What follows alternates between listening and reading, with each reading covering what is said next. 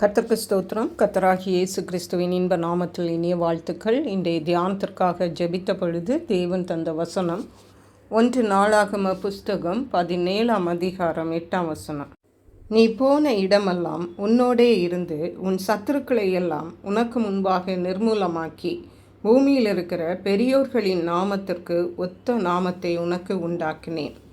நம்முடைய கர்த்தராகிய இயேசு கிறிஸ்து மனுஷர்களாகிய நம்மோடு கூட உறவாட விரும்புகிற தேவன்.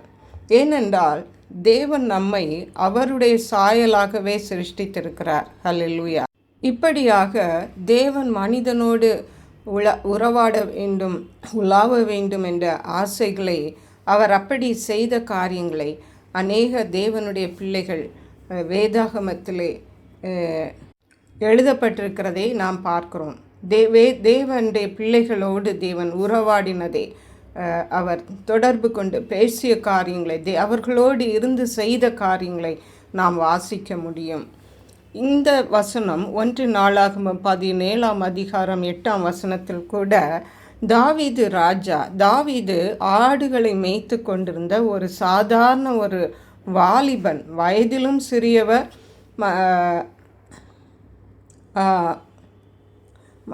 மேலும் அவருடைய குடும்ப சூழ்நிலை எல்லாவற்றிலும் ஒரு சிறிய சாதாரண அனுபவம் உள்ள ஒரு மனுஷர். ஆனால் எப்பொழுதும் தேவனை துதித்து பாடிக்கொண்டே இருப்பார். ஆடுகளை மேய்க்கும் பொழுதும் வீணையை வாசித்து கொண்டு கர்த்தரை துதித்து பாடிக்கொண்டே இருந்திருக்கிறார். அதைத்தான் இங்கே தேவன் நாத்தான் தீர்க்கதரிசியின் மூலமாக தாவீது ராஜாவுடைய வாழ்க்கையை பற்றி சொன்ன பொழுது அதில் சொன்ன ஒரு காரியம்தான் இந்த வசனம். நான் நீ போன இடமெல்லாம் உன்னோடே இருந்து. அதாவது நாம் எங்கே இருந்தாலும் நம்மோடு இருக்கிற தேவன் நம்முடைய கர்த்தராகிய இயேசு கிறிஸ்து. நாம் மனிதர்களாகிய நாம் கூட எப்பொழுதும் நாம் எல்லாரோடும் இருக்க முடியாது, அல்லது நமக்கு அருமையானவர்களோடு கூட நாம் எப்பொழுதும் நாம் இருக்க முடியாது. ஆனால் இயேசு சொல்லுகிறார், நான் உன்னோட இருப்பேன் என்று சொல்லுகிறார். தாவீது ராஜாவோடு தேவன் அதை தான் சொல்லுகிறார். நீ எங்கெல்லாம் போனியோ அங்கெல்லாம் நான் உன்னோட இருந்தேன் என்று சொல்லுகிறார். உன் சத்துருக்களை எல்லாம் உனக்கு முன்பாக நிர்மூலமாக்கி என்று சொல்லுகிறார். தாவீது ராஜாவோடு தேவன் இருந்ததினாலே அவருடைய சத்துருக்களிலிருந்து ஜெயத்தை தேவன் அவருக்கு கொடுத்து பூமியில் இருக்கிற பெரியோர்களின் நாமத்திற்கு ஒத்த நாமத்தை உண்டாக்கினேன் என்று சொல்லுகிறார். தாவீது ராஜாவிற்கு ஒரு பெரிய ஒரு மனிதனின் நாமத்தை, அவருடைய பெயரை பெருமையாக்கினார் என்று சொல்லுகிறார். தேவன் நம்மோடு இருந்தால் அப்படித்தான் எல்லாவற்றிலும் ஜெயம். சங்கீதங்களின் புஸ்தகம் 91ஆம் சங்கீதம் 15ஆம் வசனத்திலே தேவன் சொல்லுகிறார், ஆபத்தில் நானே அவனோடு இருந்து அவனை தப்புவித்து அவனை கனப்படுத்துவேன். நாம் சந்தோஷமாக இருக்கிற நேரம் மட்டுமல்ல, விசேஷமாக நாம் ஆபத்தில் இருக்கும் பொழுது தேவன் நம்மோடு கூட இருக்கிறார், நம்மை தப்புவிக்கிறார், நம்மை கனப்படுத்துகிறார். ஹல்லேலூயா.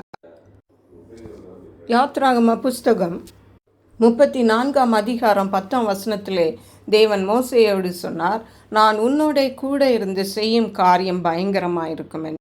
ஆம், பிரியமான தேவனுடைய பிள்ளைகளை, தேவன் நம்மோடு இருந்தால் தேவன் நம் மூலமாக பெரிய காரியங்களை செய்வார். ஹல்லேலூயா. மத்தேயு 28ஆம் அதிகாரம் 20ஆம் வசனத்தில் இயேசு சொன்னார், நீங்கள் போய் எல்லாருக்கும் உபதேசம் பண்ணுங்கள், இதோ உலகத்தின் முடிவு பரியந்தம் நான் உங்களுடனே கூட இருக்கிறேன் என்றார். ஹல்லேலூயா. கர்த்தராகிய இயேசு கிறிஸ்து உலகத்தின் முடிவு பரியந்தம் ஒவ்வொரு நிமிஷமும் நம்மோடு கூட இருக்கிறார். ஆகவே நாம் தனிமையானவர்கள் அல்ல, நாம் கைவிடப்பட்டவர்கள் அல்ல, நமக்கென்று ஒருவர் நம்மோடு கூட இருக்கிறார். ஹல்லேலூயா. ஆகவே பலப்படுங்கள், தைரியப்படுங்கள், கர்த்தருடைய பலத்தினாலே முன்னாக செல்லுங்கள், தேவன் பெரிய காரியங்களை செய்வார். கர்த்தர் தாம் இந்த வார்த்தைகளை ஆசீர்வதிப்பாராக. ஜெபிப்போம். எங்களை கிருபையை நேசித்து பாதுகாத்து வழி நடத்துகிற எங்கள் அன்பின் தகப்பன், ஆசீர்வதிக்கப்பட்ட இந்த நல்ல நாளுக்காக நன்றி. இந்த நாளில் கர்த்தர் எங்களோடு கூட இருந்து ஆசீர்வாதங்களையும் விடுதலைகளையும் தந்து உம்முடைய நாமத்தை மகிமைப்படுத்த உதவி செய்கிறபடியால் நன்றி. நன்றி பரிசுத்த ஆவியானவரே. துதிகன மகிமை மக்கை செலுத்துகிறோம். இயேசு கிறிஸ்துவின் இன்ப நாமத்தில் ஜெபிக்கிறோம் எங்கள் அன்புள்ள பரமபிதாவே, ஆமென்.